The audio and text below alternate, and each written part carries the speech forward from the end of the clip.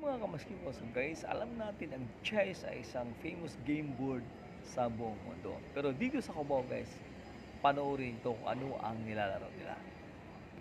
Ayun mga kamaskiro, yun oh, tingnan mo, nag-move na si Kuya, oh. Oh, binuhat na yung horse. So, napakalaking game board, guys. Ngayon lang ako nakakita ng ganitong game board.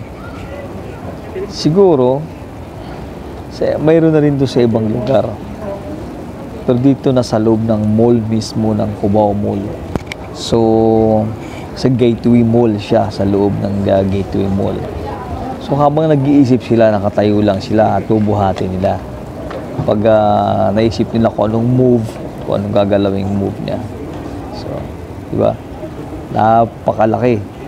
So, marami ding nanonood talaga. Ayan, oh. Si Kuya, tinuturo na niya, oh.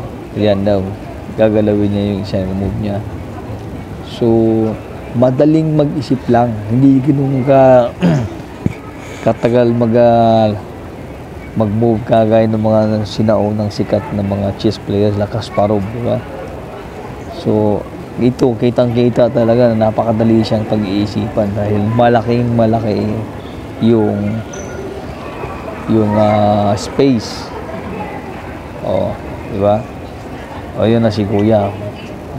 Nag-move na rin siya.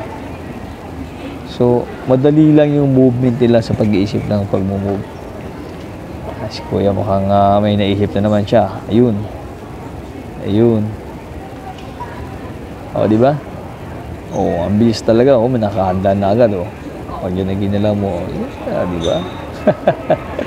So, ayos. Saludo ko sa inyo, guys. Kaya sana nagustuhan niyo itong aking share na kaalaman kung saan ito matatagpuan ay sa Cubao, Philippines, ha? Only in Cubao, Philippines.